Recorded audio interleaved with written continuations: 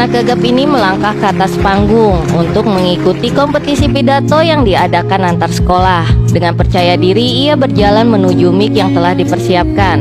Lalu ia memulai berpidato dan mereka semuanya mendengar. Tapi tiba-tiba seketikanya gagapnya kembali datang. Dan mereka yang ada di ruangan itu tertawa.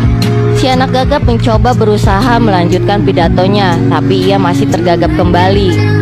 Suasana pun menjadi kacau di ruangan itu. Anak gagap itu panik melihat sekelilingnya, dan ibunya juga kasihan melihat anaknya. Lalu si anak memohon kepada Raja Jin untuk membantunya, tapi sang Raja Jin hanya terdiam dan memandangnya. Dengan pandangan berharap, si anak gagap memandang si Raja Jin, tapi si Raja Jin hanya menggeleng.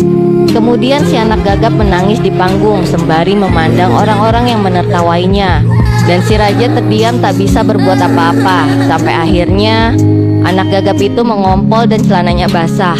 Saat di rumah, si anak gagap itu terus bersedih dan menangis atas kejadian di sekolah. Ia pun marah kepada sang Raja Jin karena tidak membantunya. Sang Raja Jin pun mendatangi si anak gagap, tapi si anak gagap pun berpaling. Si anak gagap berkata, "Kenapa kau datang ke sini? Pergilah." Lalu sang Raja Jin menjawab, "Jangan menangis tuanku."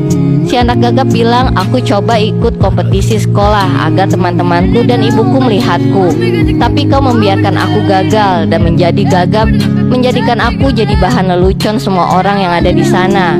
Lalu sang Raja Jin berkata, "Tuan, aku tidak bisa menyembuhkan gagapmu." Si anak gagap kembali bertanya, "Kenapa?" Dan sang Raja Jin menjawab, "Kami dari bangsa Jin memiliki peraturan, tidak bisa menyembuhkan penyakit atau merubah sesuatu yang telah Tuhan berikan kepada hambanya, atau menghidupkan orang yang mati. Jika kami melakukan itu, kami akan hancur dan menghilang dari dunia ini, dan tanpa bisa kembali ke dunia kami. Gagap yang ada dalam dirimu itu bukan penyakit, tapi akan sembuh dengan sendirinya ketika hatimu bisa mengalahkan dirimu sendiri dan mempunyai tekad kuat untuk sembuh."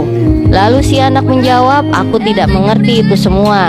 Jika kau tidak bisa menyembuhkan gagapku, berarti kau bukan temanku dan pergilah." Lalu si anak gagap berlari meninggalkan si Raja Jin. Lanjut ke part selanjutnya ya. Lanjut part 9.